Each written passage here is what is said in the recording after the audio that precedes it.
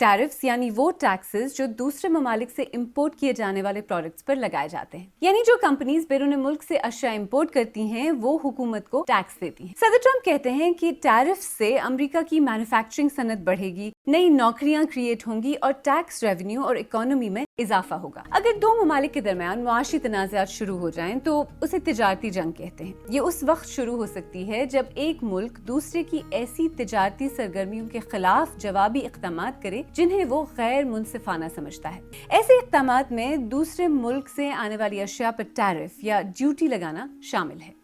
इस तरह की ट्रेड वॉर आम तौर पर प्रोटेक्शनिज्म का नतीजा होती है। प्रोटेक्शनिज्म का मतलब है अपने मुल्क में तैयार होने वाली अशिया को तहफ़्फ़ुज़ फराहम करना, और वो इस तरह से कि बाहर से आने वाली अशिया पर टैक्स लगाकर उनको महंगा कर दिया जाए ताकि लोग अपने मुल्क में तैयार होने वाली अशिया खरीदें।